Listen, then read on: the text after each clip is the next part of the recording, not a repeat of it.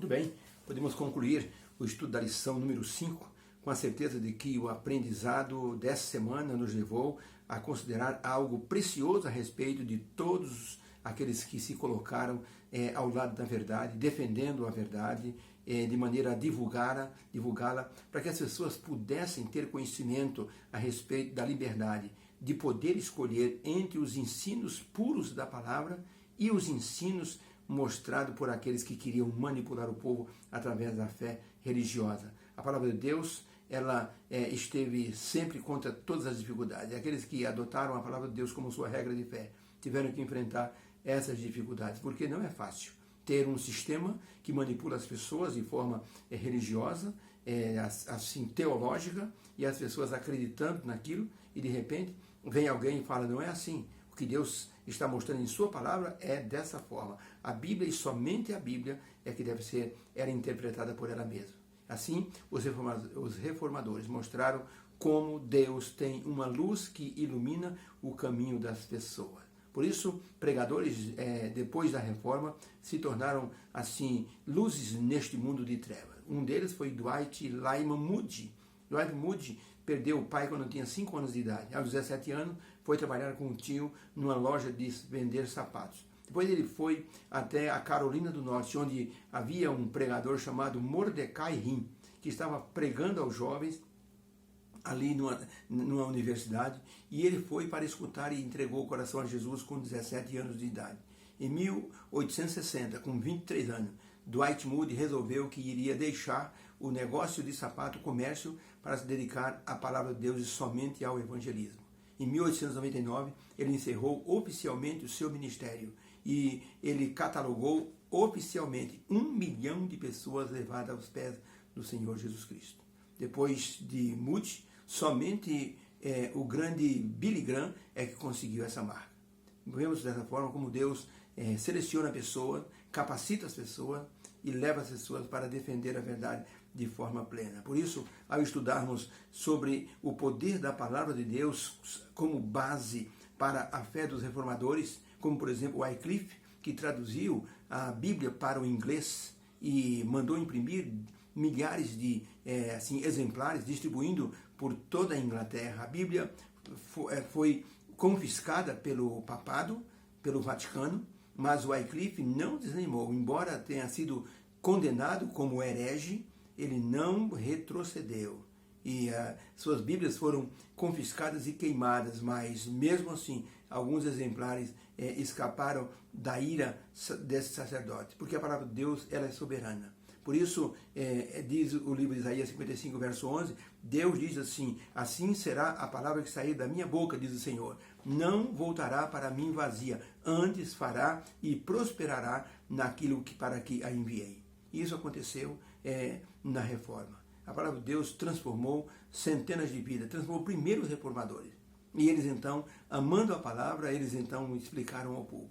Quando um missionário chegou na África, ele se deparou com centenas de tribos que eram absolutamente selvagens. Uma delas se converteu inteiramente ao Senhor Jesus. Os homens guerreiros eram muito bravos, nervosos, tinham um temperamento ranzinza, mas foram transformados pelo poder da palavra. Um dia, o chefe chegou ao missionário e disse, eu acho que vou matar o meu cachorro de caça. Por que? Disse o missionário. Você vai matar o seu cão? Diz, porque ele acabou de comer algumas folhas da Bíblia. E se a sua Bíblia for verdadeira, como transformou os meus homens, meu cachorro não me serve mais.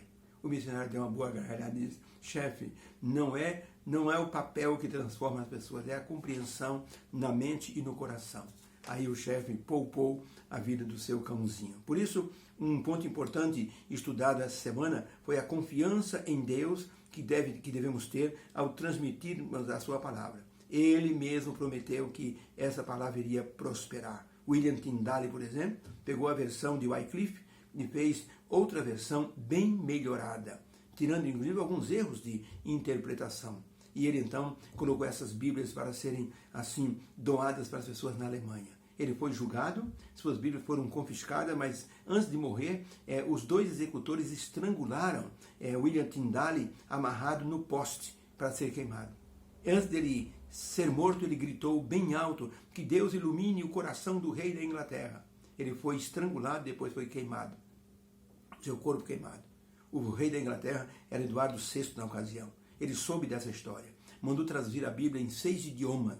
E uma das versões era a versão King James. Essa versão, o rei mandou imprimir 1 bilhão de Bíblia e distribuiu para o mundo inteiro. Foi o maior número de Bíblias já impressa até hoje de uma versão que ajudou as pessoas a terem conhecimento do poder da palavra. Os estudiosos de todos os tempos, como Martinho Lutero, como John Knox, como John Hus e muitos outros, foram iluminados pelo Espírito Santo, para que eles pudessem interpretar as verdades da palavra de Deus e ensinar isso ao povo. Um ensino diferente dos ensinos dos sacerdotes da época, que manipulavam as pessoas através de interpretações fantasiosas, como por exemplo o purgatório, como por exemplo a ida da alma para o céu direto, como por exemplo a confissão de pecado, como por exemplo a Eucaristia. Tudo isso foram feitos com base na interpretação humana.